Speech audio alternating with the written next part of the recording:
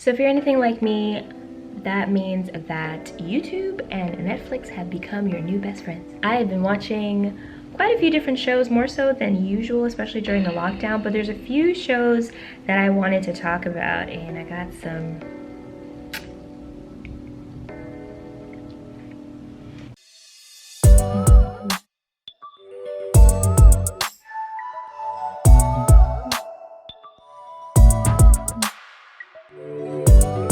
So who else has been binge watching Netflix and YouTube videos? Me. Can't go to the movies, can't go out with friends, we ain't hanging out.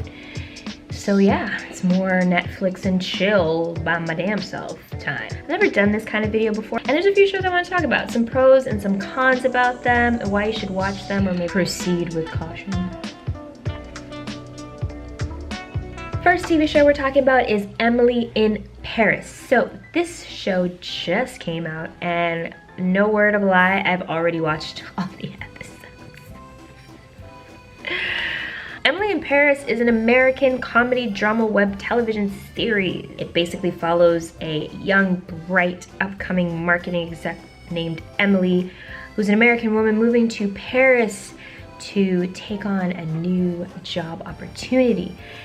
Now, I've heard mixed reviews about this show, and I'm just gonna say, me personally, I really like it.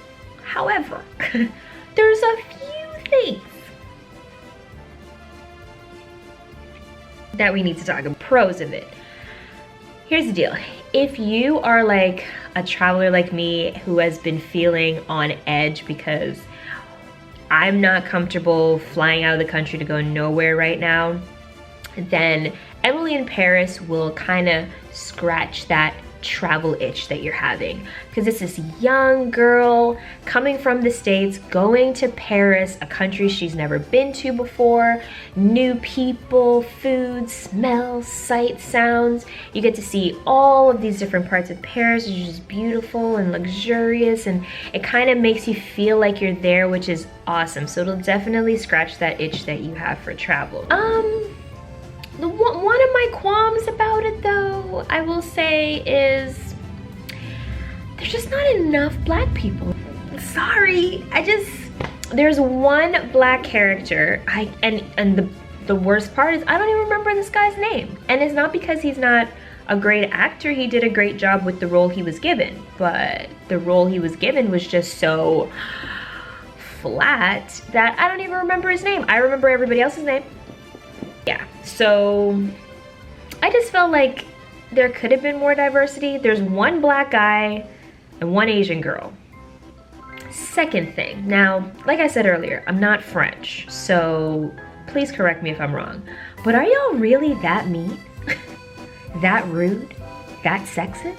I don't know. Something in my gut is telling me that this show is over-exaggerating these qualities. Now, I've heard things through the grapevine, but nowhere, like every episode is just like borderline harassment.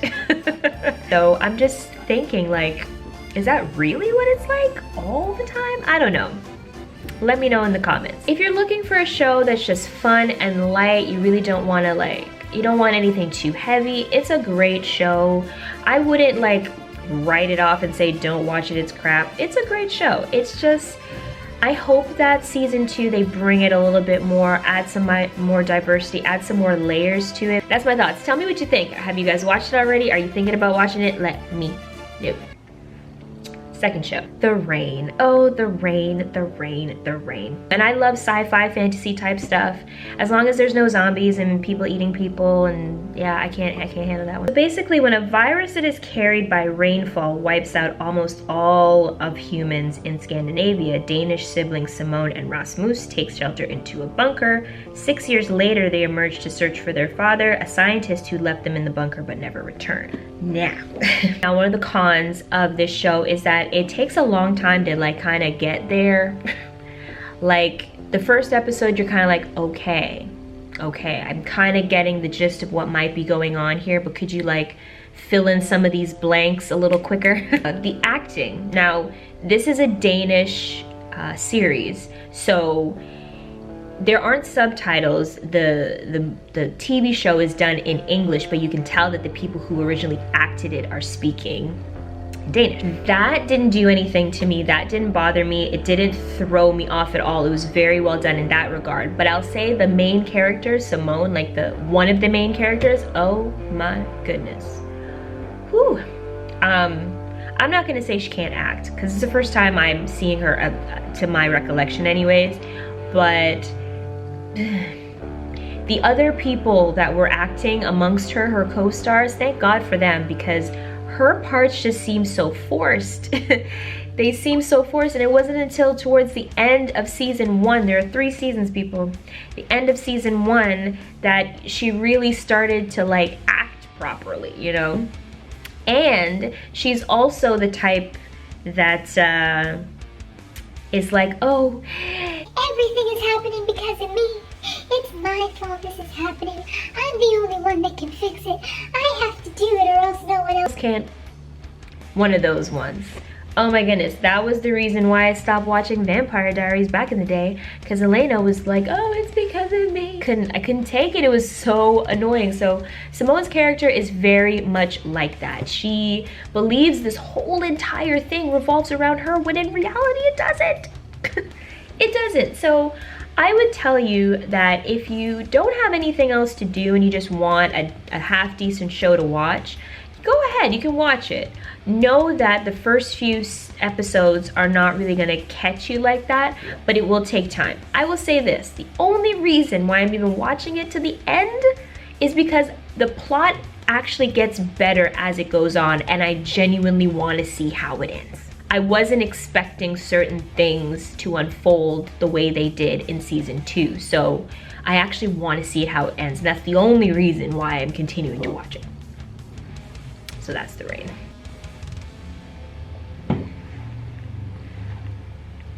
Show number 3, and probably my favorite out of all the shows that I'm gonna mention, Snowpiercer, guys. I tell you, watch it, love it. If you love that whole post-apocalyptic drama kind of sense, you're gonna totally love this show. Snowpiercer basically follows survivors of the Earth's second ice age who live out their days on a luxury train that plows through snow and ice.